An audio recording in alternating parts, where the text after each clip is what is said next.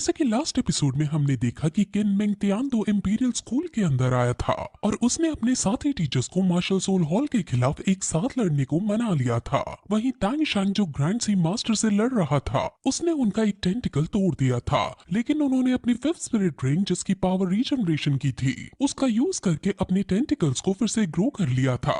ये देखकर सब काफी हैरान हो गए थे और अब सी मास्टर अपनी एनर्जी का अटैक तांग शांग पर करने लगता है।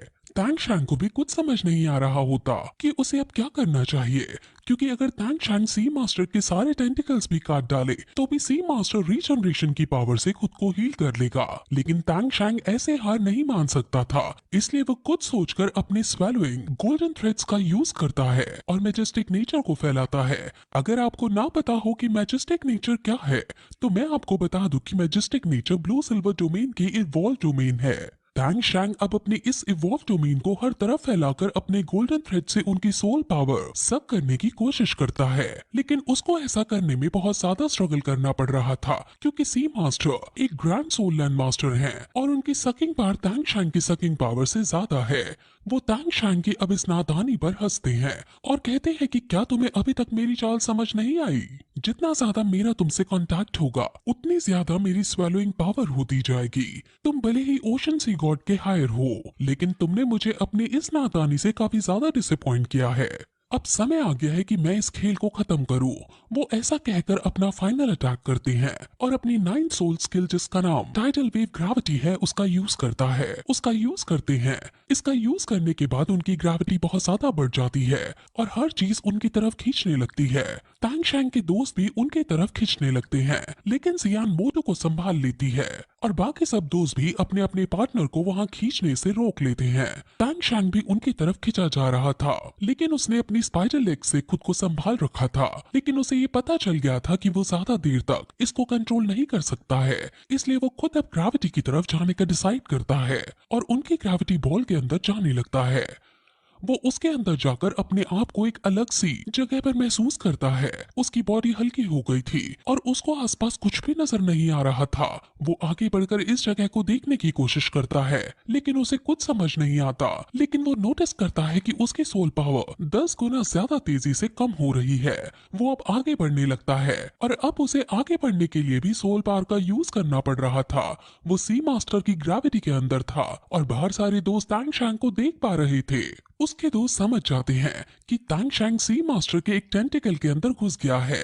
जियोबाई उन सभी को बताती है कि सी मास्टर ने अपनी 9 स्पिरिट रिंग का यूज किया है।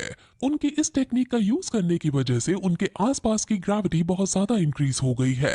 हालांकि तांग शांग की बॉडी को ये सब महसूस नहीं होता है, लेकिन उसकी सोल पावर इस ग्रेविटी की वजह से लगातार कम होती जाएगी। अगर उसने अब ये चाल जल्दी से नहीं समझी तो तांग शांग कभी वहां से बाहर नहीं निकल पाएगा।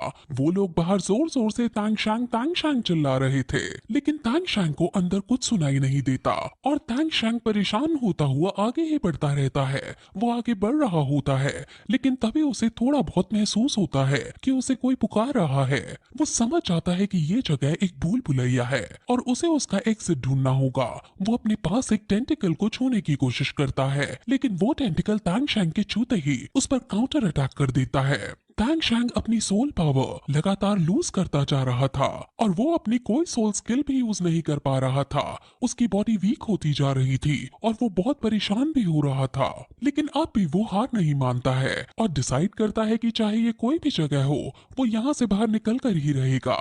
वो पंच मारकर अपने आगे आने वाले टेंटिकल्स को अब साइड हटाता है और आगे बढ़ता जाता है।